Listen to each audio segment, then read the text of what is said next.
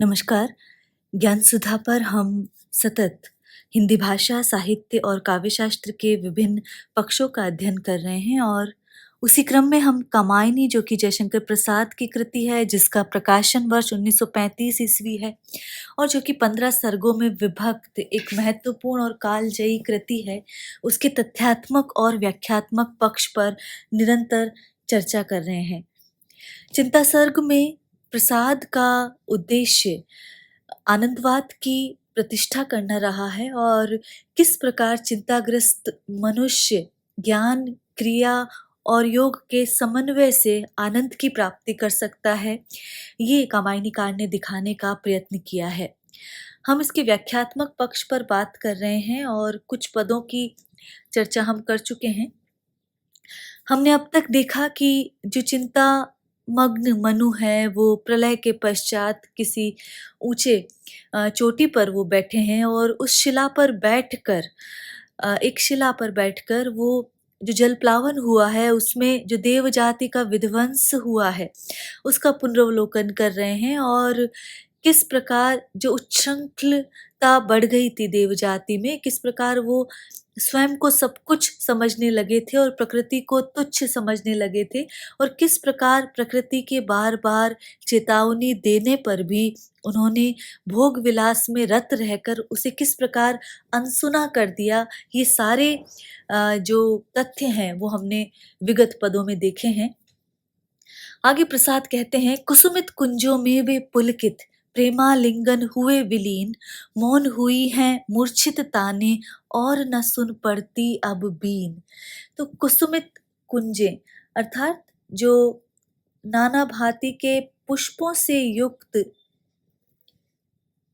जो कुंजे हुआ करते थे, उनकी बात यहाँ से की जा रही है। तो कुसुमित पुंजों में वे पुलकित प्रेमालिंगन हुए विलीन।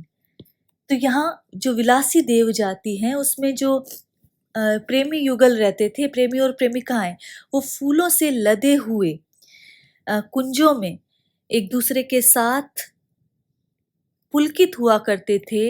वो साथ, वो सानिध्य, वो प्रेमालिंगन अब कहीं खो गए हैं, विलीन हो गए हैं, जलप्लावन में वो विलीन हो गए हैं, एक अतीत की बात बन गई है।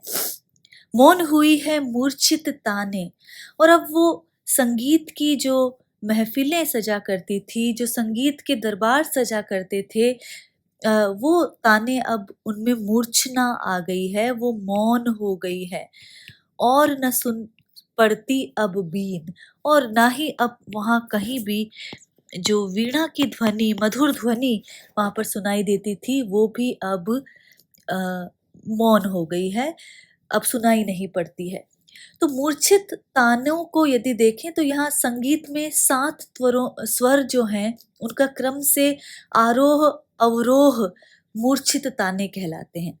तो यहाँ तो एक अर्थ तो ये हुआ कि अब वे संगीत की महफिलें जिनमें मूर्छना से भरी हुई मधुर संगीत की ताने सुनाई देती थी, अब वो मौन हो गई है। अब न कपोलों पर छाया सी पड़ती मुख की सुरभित भाप, भुज मूलों में शिथिल वसन की व्यस्त न होती है अब माप।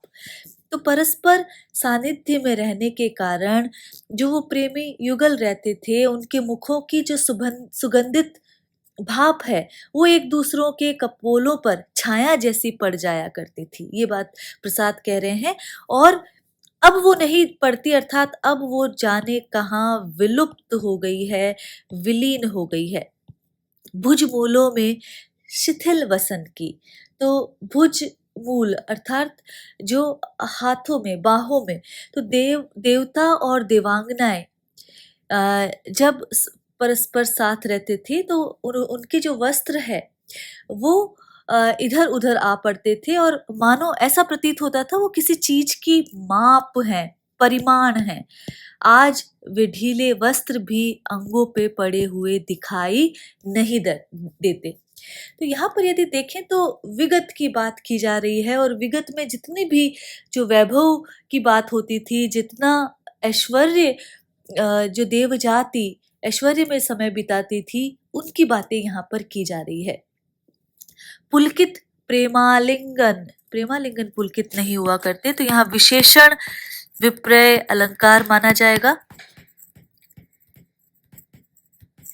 इसी तरह यदि हम देखें मूर्छित तानों के मौन होने की बात जब कह रहे हैं, तो यहाँ पर मानवीकरण अलंकार देखा जा सकता है, और साथ ही विलीन और बीन तो अंत्यानुप्रास अलंकार देखा जा सकता है। इसी तरह अब न कपोलों पर छाया सी पड़ती, उपमा अलंकार है और अंत्यानुप्रास अलंकार देखा जा सकता है। आगे है कंकण क्वणित रणत नुपुर थे, हिलते थे छाती पर हार, मुखरित था कलरव गीतों में, स्वर लय का होता अभिसार। कंकण का अर्थ है कंगन। कंगन, कंकण क्वणित रणित नुपुर थे। क्वणित, जब कंगन आपस में टकराते हैं तो क्वण क्वण की ध्वनि है, अनुरणात्मक ध्वनि है ये, उसकी बात यहाँ पर की जा रही है। नुपुर का अर्थ घुंघरू से है, और जब वो चलते थे तो घुंघरू जो है वो रण रण की ध्वनि करते थे। ये यहाँ पर घुंघरू की आवाज की बात की जा रही है, रण रण की ध्वनि। तो कंकण क्वणित रणित नूपुर थे, हिलते थे छाती पर हार। तो नृत्य करते समय जो देवांगनाएं थीं, उनके हाथों में बंधे हुए जो कंगन थे वो क्वण क्वण की ध्वनि किया करते थे, और जो पैरों में बंधे हुए जो नुपुर थे, घुंघरू थे, वो बजा करते थे, और वक्षस्थल पर हार जो है वो हिला करते थे। मुखरित था कलरव गीतों में, स्वर लय का होता अभिसार, और सब तरफ से गीतों की राग रागिनियों का जो शोर है, जो ध्वनि है, कलरव का अर्थ जो ध्वनि है वो गुंजायमान होती थी। तो ध्वनि की बात यहाँ पर की जा रही है। स्वर लय का होता अभिसार, और उनके गीतों में स्वर और लय का मधुर मिलन होता सा जान पड़ता था। तो ये बात यहाँ पर की जा रही है कि जब देवांगनाएं जो नृत्य करती थी उस समय उनकी स्थिति क्या होती थी, वो शब्द चित्र के माध्यम से प्रसाद ने बताया है। सौरभ से दिगंत पूरित था, अंतरिक्ष आलोक अधीर। तो जैसा कि हमने पहले भी बताया कि जो देव जाति के जो मनुष्य, देव जाति के जो लोग हैं, वो किस प्रकार एक सुगंधित अगरान का लेप करके चलते थे, और उनके वस्त्रों से भी सुगंधी आया करती थी। तो इसी प्रकार जहाँ भी वो रहते थे तो विभिन्न प्रकार के सुगंधी द्रव्यों का वहां पर प्रयोग होता था, इसीलिए सौरभ से दिगंत पूरित था। तो सुगंधित द्रव्यों का अधिक प्रयोग करते थे, इसलिए सभी दिशाओं में दिगंत, सभी दिशाओं में सौरभ ही सौरभ, सुगंध ही सुगंध व्याप्त हो जाया करती थी। अंतरिक्ष आलोक अधीर, और जो वहाँ मणिदीप वहां रहते थे, मणियों के दीप वहां रहते थे, इसलिए उनके प्रकाश से अंतरिक्ष भी, वो अंतरिक्ष भी प्रकाश से भरा रहता था, और वो बेचैन नजर आता था। सब में एक अचेतन गति थी, और जिसमें पिछड़ा रहे समीर। विलास प्रियता के कारण, अत्यधिक विलास के कारण, भोग विलास के कारण उनमें एक उन्मत्तता भरी हुई थी, और एक ऐसी तीव्र गति थी, एक ऐसी तीव्र गति जिसमें जो समीर है, हवा जो है, वो भी उनसे मात खाती थी, उसकी तीव्रता थी। तो सब में एक अचेतन गति थी। अचेतन क्यों कहा है? क्योंकि उन्हें ये पता नहीं था कि वो क्या सही कर रहे हैं, क्या गलत। इसीलिए विलास प्रियता के कारण देवों में भोग विलास के लिए उन्मत्तता से भरी एक तीव्र गति थी, जिससे पवन भी, हवा भी उसकी तीव्रता से मात खाती थी। अब यदि इन पदों का कलात्मक सौंदर्य देखें, तो जब हम इस पहले पद की बात करते हैं, कंकण क्वणित रणित नूपुर थे, यहाँ पर ध्वन्यात्मक बिंब यहाँ पर खींचा गया है, इसलिए नाद सौंदर्य है यहाँ पर, और ध्वन्यर्थ व्यंजना अलंकार यहाँ पर माना जाएगा। जब अनुरणात्मक शब्दों की आवृत्ति हो तो नाद सौंदर्य से युक्त मानना चाहिए। अभिसार शब्द का प्रयोग हुआ है और अभिसार में जो प्रेमी युगल है वो मिला करते हैं।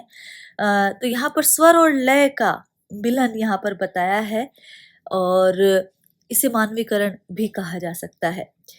तो अगले पद में देखें तो कवि ने दिगंत और अंतरिक्ष को सौरभ और आलोक से परिपूर्ण बताकर और अधीर भी बताया है। तो यहाँ पर एक तरफ तो वो देव जाति जो है उसकी विलास प्रियता की बात कर रहे हैं और दूसरी ओर यहाँ पर मानवीकरण अलंकार आया है। फिर उनके गति से, उनकी उन्मत्तता की अधिकता से जिसमें पिछड़ा रहे समीर कहा गया है, तो यहाँ पर व्यतिरेक अलंकार माना जाएगा क्योंकि जो देव जाति का विलास है, विलास की गति से वायु की गति को पिछड़ी हुई बताया गया है। तो उपमान से उपमेय की श्रेष्ठता प्रतिपादित की गई है। समीर उपमान है और जो देव जाति की विलास प्रियता है वो उपमेय है, लेकिन यहाँ पर उपमेय की श्रेष्ठता बताई गई है, इसलिए व्यतिरेक अलंकार माना जाएगा। अंत्यानुप्रास तो है ही। वह अनंग पीड़ा अनुभव सा अंग भंगियों का नर्तन, मधुकर के मकरंद उत्सव सा मधिर भाव से आवर्तन। मकरंद है ये। अनंग पीड़ा का अर्थ है काम जन्य पीड़ा, काम जन्य वेदना की बात यहाँ पर की जा रही है। अंग भंगियों का नर्तन, तो अंगों की विभिन्न चेष्टाओं अर्थात अंगों को मोड़कर जिस प्रकार का नृत्य किया जाता था। मधुकर के मकरंद उत्सव सा मदिर भाव से आवर्तन। मदिर भाव से अर्थात मदिरा भाव से, मदिरा से उन्मत्त होकर। आवर्तन का अर्थ है झूमना। तो देवगण और देवांगनाएं नृत्य करते समय अपने अंगों को इस प्रकार से मोड़ते थे कि उनके अंगों और मनोभावों से उनकी जो कामजन्य वेदना है उसका अनुभव व्यक्त हो जाता था। और इतना ही नहीं, जब वो मदिरा से उन्मत्त होकर झूमते थे तो इस प्रकार उत्सव मनाया करते थे जैसे कि जो भौरे हैं वो फूलों का रसपान करते हुए झूम झूम कर मकरंदोत्सव मनाया करते हैं। तो वो इस प्रकार मदिर भाव से आवर्तन करते थे, झूमते थे, जिस प्रकार भौरे सम्मिलित होकर फूलों का रसपान करके मकरंदोत्सव मनाया करते हैं। तो ये बात यहाँ पर कही जा रही है। उपमा अलंकार यहाँ पर आया है और विलास भावना का सुंदर चित्रण यहाँ पर प्रसाद ने किया है। सुरा सुरभिमय बदन अरुण, वे नयन भरे आलस अनुराग, कल कपोल था जहां बिछल था कल्प वृक्ष का पीत पराग। अनुप्रास की छटा यहाँ पर देखी जा सकती है। तो मदिरापान करने के कारण सुरा सुरभिमय बदन अरुण, उनके जो मुखमंडल से, जो लाल रंग का, लाल वर्ण का जो मुखमंडल था उससे सुरा की गंध आया करती थी। वे नयन भरे आलस अनुराग, और उनके मुख पर लालिमा छाया करती थी और रात दिन जागते रहने से उनकी जो आंखें हैं अलसाई रहती थी, प्रेम में अलसाई हुई सी रहती थी और उनकी आंखों से अनुराग व्यक्त होता था, प्रेम व्यक्त होता था। कल कपोल था, कल का अर्थ है सुंदर। उनके जो कपोल है, उनके जो गाल हैं वो इतने सुंदर और चिकने थे कि उन पर सौंदर्य वर्धन के लिए जो कल्प वृक्ष का पीला पराग जो मला जाता था वो भी फिसल जाता था। तो वो इतना चिकने उनके गाल थे। तो यहाँ पर सौंदर्य चित्रण किया है और कल कपोल, और इस पूरी पंक्ति में देखें तो वही व्यतिरेक अलंकार है। और व्यतिरेक अलंकार क्यों है हम जानते हैं कि उपमान से उपमेय की श्रेष्ठता प्रतिपादित की गई है। कल्प वृक्ष का पीत पराग यहाँ पर उपमान है। विकल वासना के प्रतिनिधि वे सब मुरझाए चले गए, आह जले अपनी ज्वाला से, फिर वे जल में गले गए। तो वो जो देवता और देवांगनाएं तीव्र वासना के प्रतिनिधि थे,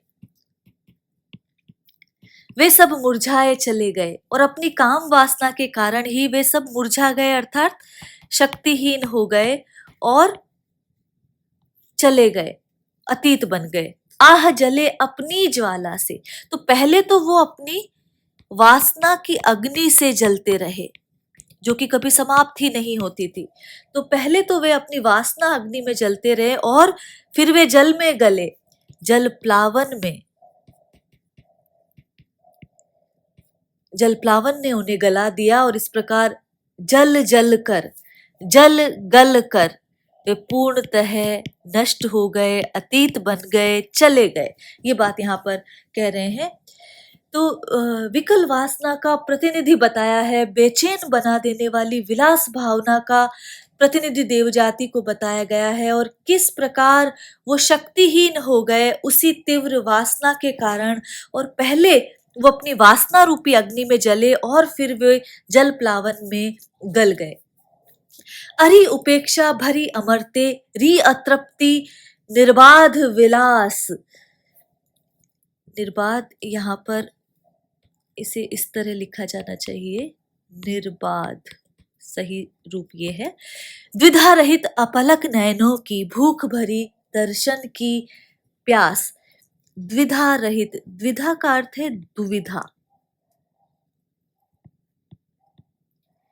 यहाँ पर कवि कह रहे हैं अरि उपेक्षा भरी अमरते, तो देवताओं को उपेक्षा की दृष्टि से देखते हुए कह रहे हैं मनु कि अरि अमरता की भावना, तेरे कारण ही जो देवता लोग हैं वो विलास में फंसकर अपने भविष्य को भूल गए, और तेरे ही कारण तो अत्यंत तिरस्कार के योग्य है। अतृप्ति की जो भावना है और जो बिना रुके जो विलास किए जाने की जो भावना है वो तिरस्कार के योग्य है, और बाधा रहित जो भोग विलास है, तेरे ही कारण देवगण और देवबालाएं परस्पर विलास क्रीड़ा में रत रहते थे, और उन्हें एक दूसरे को लगातार देखते रहने पर भी शांति नहीं मिलती थी।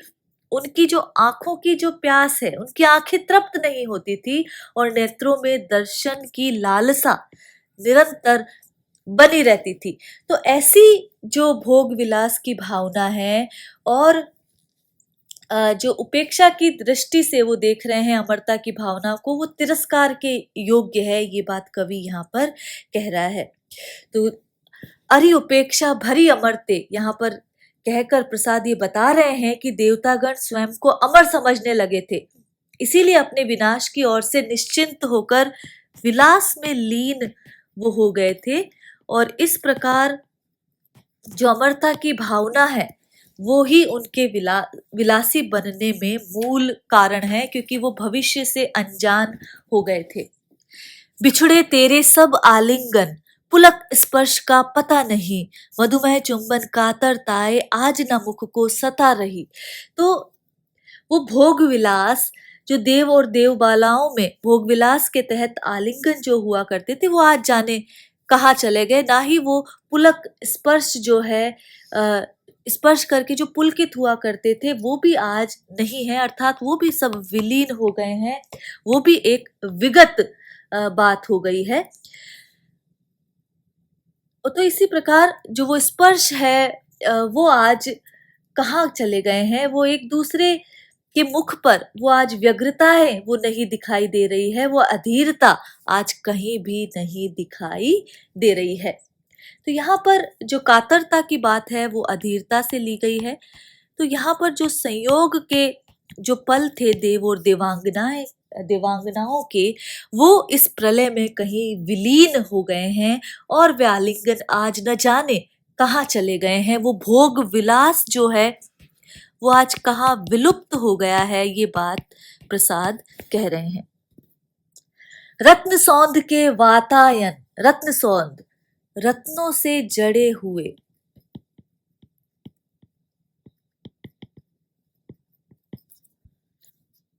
तो रत्न सौंध के वातायन, तो यहाँ पर जो देवताओं के जो रत्न जड़ित ऊंचे ऊंचे प्रासाद थे, उनके झरोकों से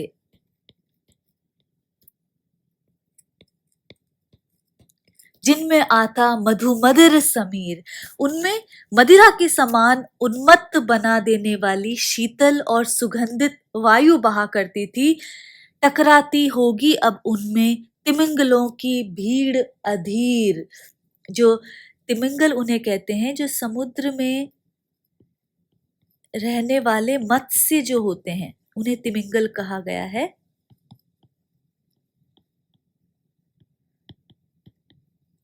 टकराती होगी अब उनमें तिमिंगलों की भीड़ अधीर, कि जिनमें सुगंधित वायु जिन वातायनों में बहा करती थी, किंतु वे सभी प्रलय के अपार सागर में विलीन हो गए हैं। और आज उन झरोखों में समुद्र में रहने वाले जो मत्स्य है, मछलियां हैं, उनकी भीड़ बेचैन होकर टकराती होगी।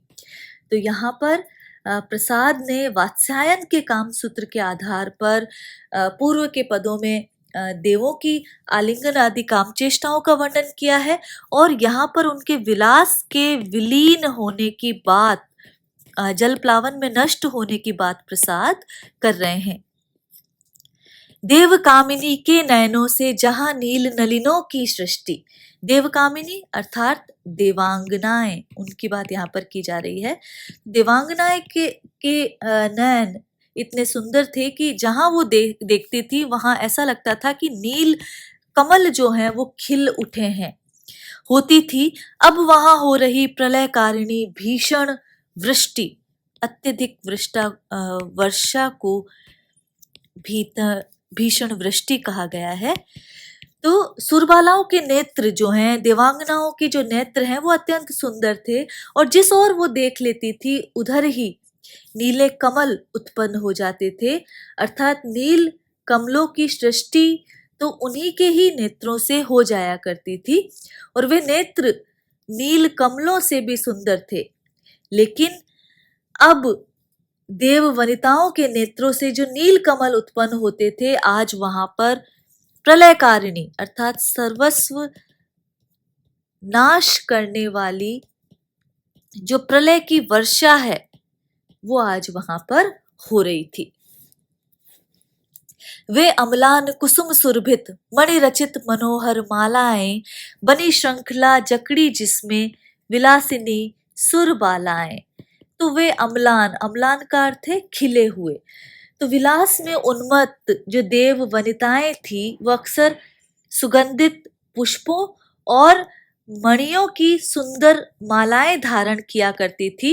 लेकिन वो जब मालाओं से युक्त देवांगनाएं जब जल में विलीन हुई, समुद्र के अंदर वो डूबी, तो वे मालाएं शोभा नहीं बढ़ाती, वरन अब श्रृंखला बनकर, जंजीरें बनकर जंजीर बन गई होंगी, और उसमें वो जो विलासिनी सुरबालाएं हैं वो जकड़ गई होंगी, उसमें उलझ गई होंगी। ये बात यहाँ पर प्रसाद कह रहे हैं कि जो सुगंधित पुष्पों और मणियों की मालाएं देवांगनाएं धारण किया करती थी, उनकी मालाएं आज उन्हीं को जकड़ लेने वाली जंजीर बन गई होगी, क्योंकि समुद्र के अंदर वे मालाएं शोभा नहीं बढ़ाती, अपितु उन्हें और अधिक उलझा देती है।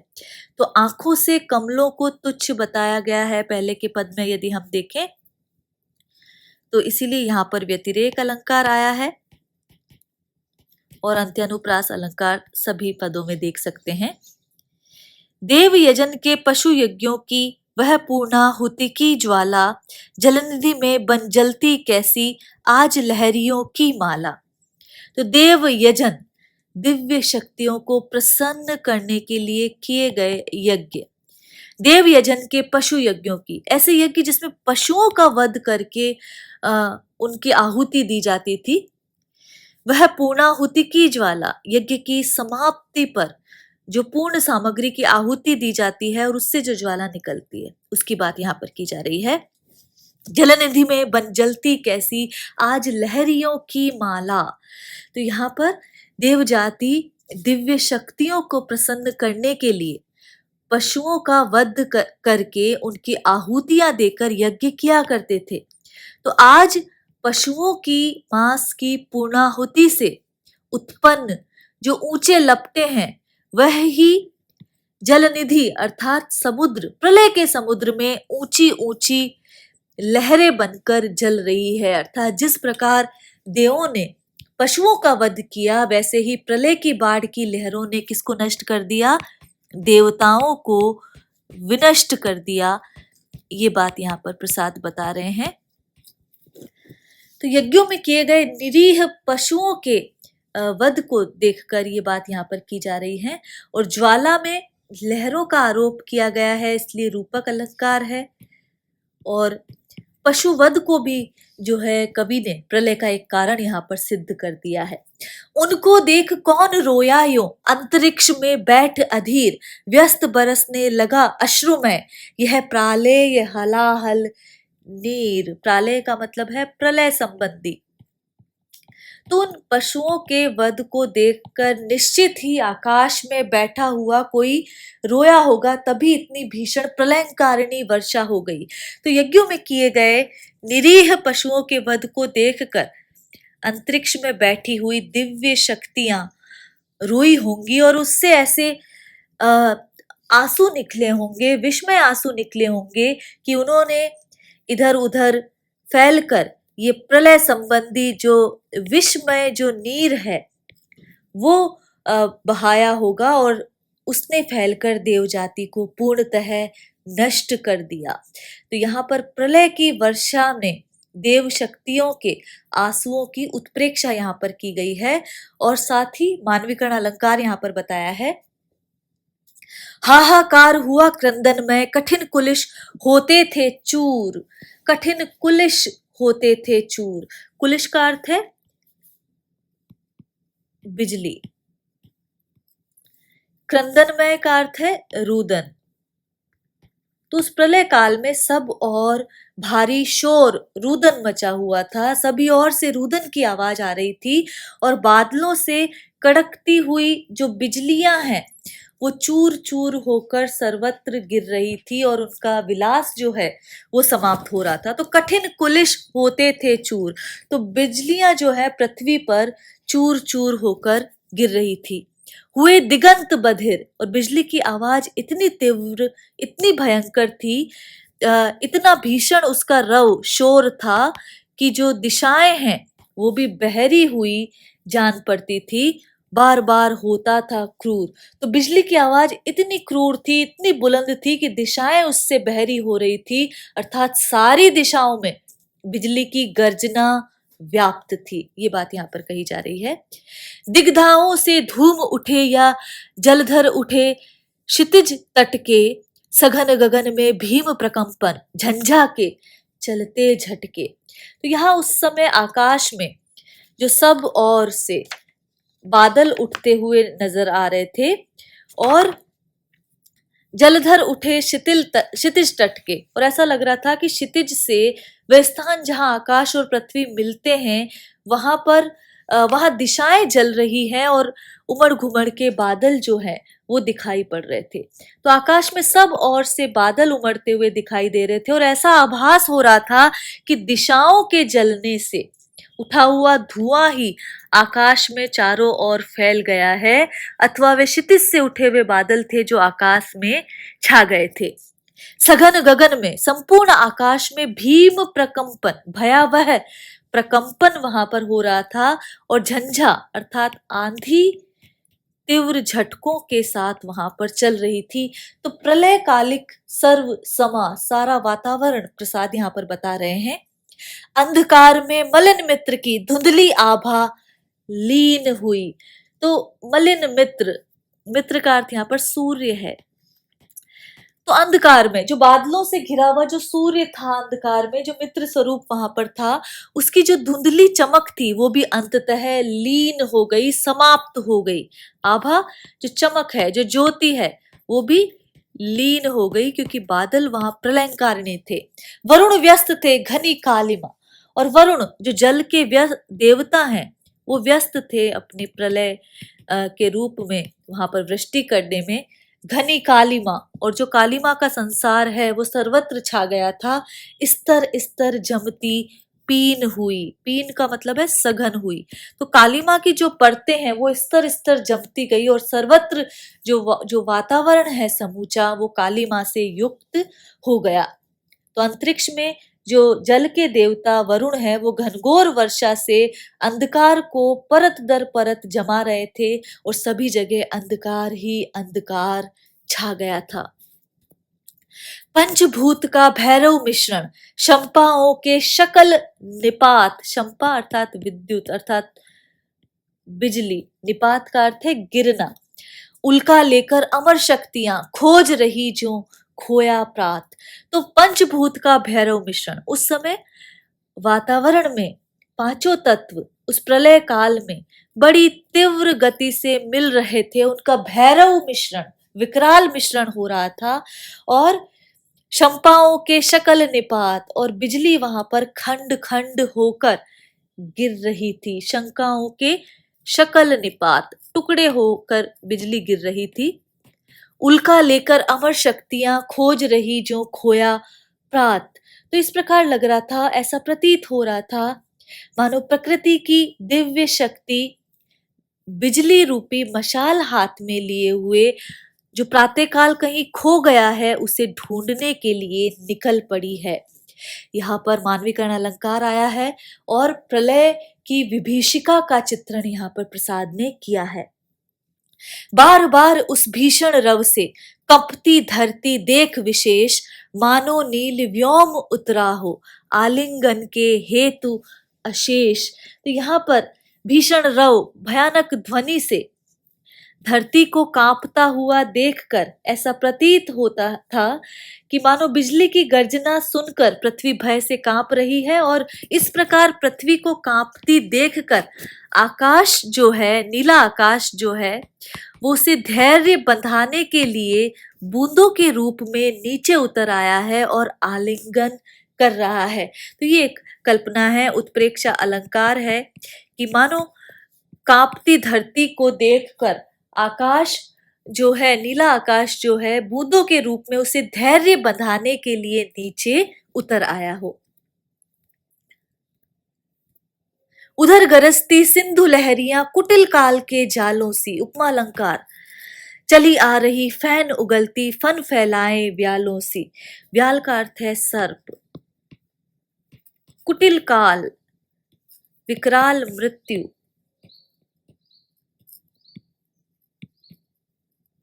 उधर गरजती सिंधु लहरियां, तो उधर सागर में विकराल मृत्यु के जालों के समान उतंग लहरें जो हैं उनका कहला कोलाहल था, उनका शोर था। तो उधर गरजती, जो लहरों का जो शोर है इसलिए गरजती कहा गया है।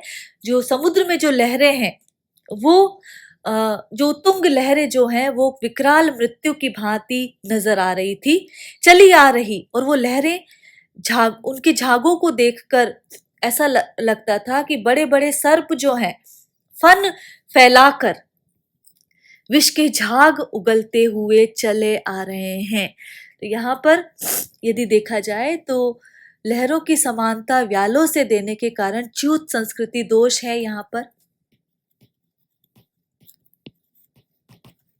यहाँ विकरालता का चित्रण किया गया है, इसलिए ये दोष भी ठीक लगता है। चित्रोपम शैली है और उपमा अलंकार की बात यहाँ पर की जा रही है। कुटिल काल के जालोसी में और व्यालोसी में। धसती धरा धधकती ज्वाला, अनुप्रास अलंकार, ज्वालामुखियों के निश्वास और संकुचित क्रमशः उसके अवयव का होता था रास। तो पृथ्वी पर ज्वालामुखी जो है निरंतर फूट रहे थे और उनके मुख से ज्वाला की लपटें निकल रही थी, इसलिए निश्वास है।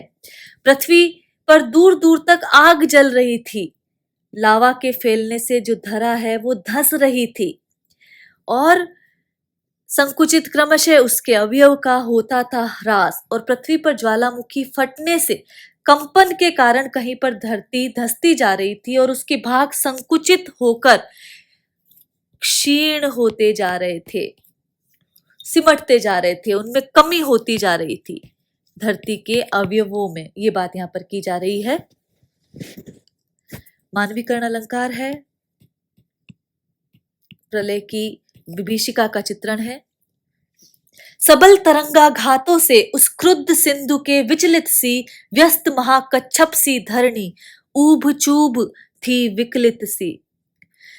सबल तरंगा घातों से उस क्रुद्ध सिंधु के, तो जो समुद्र में जो प्रलयकारिणी जो लहरें थी, व्यालों सी जो लहरें थी, जो तुंग लहरें थी, क्रुद्ध सिंधु की, क्रोधित सिंधु की, उससे जो धरती है वो विचलित सी वहां नजर आ रही थी और धरती डामाडोल होकर संकुचित सी उस महाकच्छप की भांति एक प्रलय समुद्र में इस प्रकार धरती डूबती उतराती दिखाई दे रही थी जैसे लहरों के तीव्र थपेड़े खाकर कोई बड़ा कछुआ अपने अंगों को समेटकर समुद्र में ऊब चूब डूबता उतराता नजर आ रहा है। इस प्रकार महाकच्छप सी भयभीत वहां धरणी दिखाई देती थी, अर्थात सर्वत्र जल ही जल था और जो धरती है बीच बीच में कहीं डूबती उतराती दिखाई देती थी। बढ़ने लगा विलास वेग सा वह अति भेरव जल संघात, तरल तिमिर से प्रलय पवन का होता आलिंगन प्रतिघात। बढ़ने लगा विलास वेग सा, तो वो जो प्रलय काल की अत्यधिक वर्षा के कारण जो भीषण जल समूह है वो बढ़ रहा था। जिस प्रकार विलासी जो व्यक्तियों में विलास का वेग बढ़ता जाता है, उसी प्रकार प्रलय का वेग बढ़ता गया। तरल तिमिर से प्रलय पवन का, और वर्षा के कारण तरलीभूत अंधकार में जो प्रबल वायु जो मिल रही थी उसे देखकर ऐसा प्रतीत हो रहा था कि मानो वे हर क्षण आलिंगन कर रहे हो। तो यहाँ पर तरल तिमिर अंधकार से तीव्र पवन का मेल इस प्रकार हो रहा था मानो वे परस्पर आलिंगन कर रहे हो। तो यहाँ ये कहकर यद्यपि प्रसाद माधुर्य के कवि माने गए हैं, लेकिन प्रलय में भी तिमिर और वायु के परस्पर आलिंगन की कल्पना यहाँ पर उन्होंने की है, इसीलिए समासोक्ति अलंकार यहाँ पर माना जाएगा, क्योंकि तिमिर और पवन के द्वारा अप्रस्तुत नायक नायिका की प्रतीति यहाँ पर की है। यदि हम पूर्व के पदों में देखें तो धसती धरा धधकती जाला, नाद सौंदर्य यहाँ पर दिखाई दिया जा सकता है। और यहाँ पर यदि व्यस्त महाकच्छप सी धरणी यदि देखा जाए तो पृथ्वी की उपमा पुल्लिंग कच्छप से दी है, इसलिए भी यहाँ पर च्यूत संस्कृति दोष माना जाएगा। और उपमा अलंकार तो है ही महाकच्छप सी धरणी। तो ये प्रलय का जो विध्वंसकारी दृश्य है प्रसाद ने यहाँ प्रस्तुत किया है। हमने इसके कलात्मक सौंदर्य की भी बात की और भावात्मक पक्ष की भी बात की। आगे कक्षा में हम चिंता सर्ग को आगे और पढ़ेंगे, अध्ययन करेंगे। आज के लिए इतना ही। नमस्कार।